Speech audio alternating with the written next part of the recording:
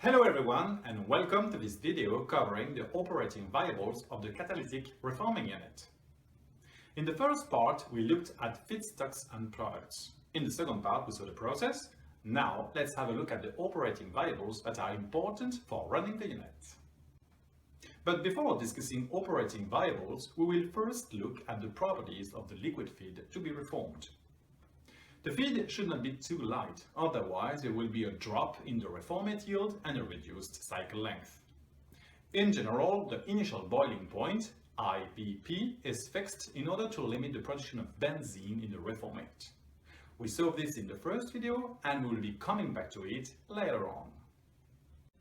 As regards the endpoint, the higher it is, the easier it will be to reform the feed, due to the greater quantity of naphthalene and aromatics present.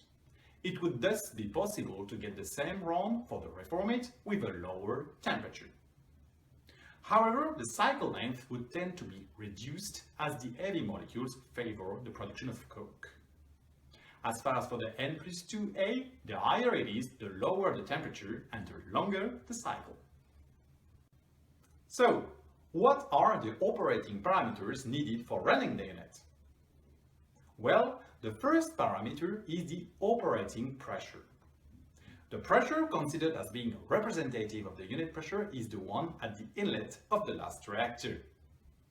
This pressure is often considered as being the most representative of the reactor's operating pressure, as the last reactor usually accounts for 50% of the total catalytic volume of the reaction loop. The pressure of a catalytic reformer can vary from 5 to 50 bars. Once the reformer has been constructed, the pressure window is in the order of 5 bars. It is permitted to increase or decrease the unit pressure according to the objective sought. In fact, the pressure has a direct effect on the yield, severity, and the stability of the catalyst. Dropping the pressure in the unit will increase hydrogen yield and the yield of the reformate. On the other hand, it will reduce catalyst stability.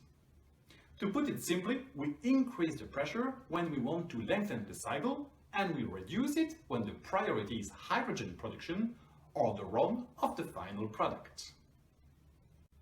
The second major operating variable is what is known as the Hourly space velocity. This parameter is defined by the quantity of feed processed per hour in relation to the quantity of catalyst. As an example, this means that a unit processing 100 cubes per hour of feed with 100 cubes of catalyst has a Hourly space velocity of 1 hour minus 1. This parameter has a significant impact on the performance of the unit. The higher the Hourly space velocity, the higher the temperature required to reach the same run objectives for the reformate. It should be noted that when this value drops to a very low value, cracking may increase due to increased residence time, and this would have a reducing effect on reformate yield. The third of these operating variables is known as the H2/Hc or hydrogen recycle. This parameter is defined by the flow rate of hydrogen recycled by the recycle gas compressor compared to the unit throughput. Typically, a value of between 5 and 10 is necessary to ensure the stability of the catalyst and sweep the molecules once they have reacted on the surface of the catalyst. As an example, if 100 tons per hour of feed is processed, this will correspond to approximately 10 tons per hour of hydrogen flow that has to be recycled by the recycle gas compressor if our H2/Hc of 5 is to be targeted. The higher this parameter, in other words, the more gas and hydrogen are recirculated in the reaction loop, the longer the cycle will be.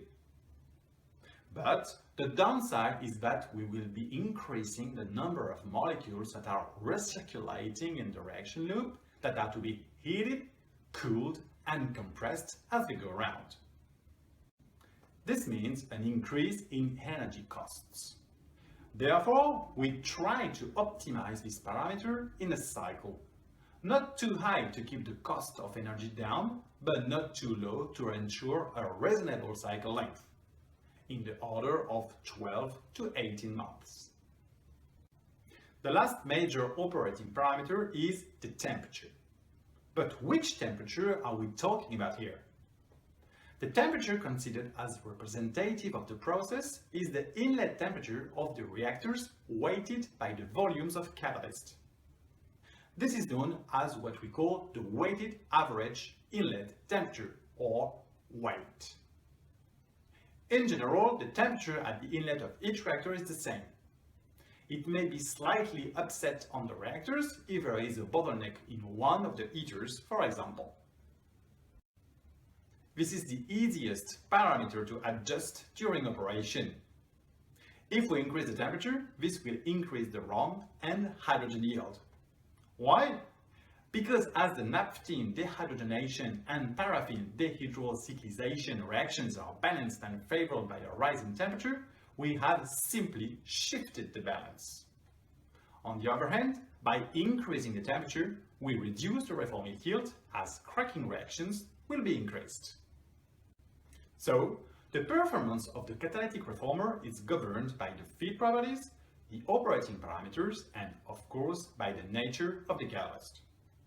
The operating parameters are therefore the pressure, the Hartley's phase velocity, the H2/Hc, and the temperature. During operation, it may be necessary to vary the pressure, in particular if you want to produce more or less hydrogen, but of course within the acceptable operating windows of the unit. The residence time, and thus the Hartley's phase velocity, will vary according to the refinery's hydrogen and/or gasoline requirements.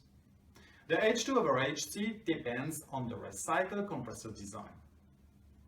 The temperature will therefore be the parameter to be adjusted as the cycle progresses.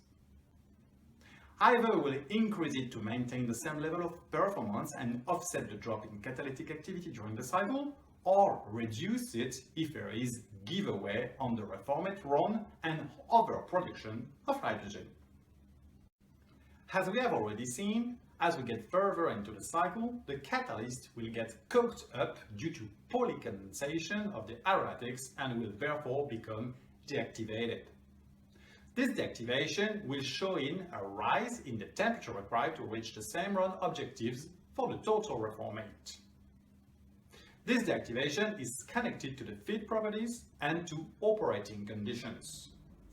Therefore, we usually increase the temperature as the cycle progresses to make up for the loss of the catalytic activity.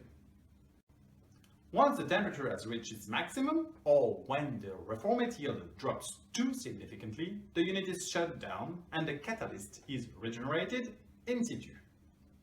Regeneration consists in burning the coke on the catalyst to start another cycle.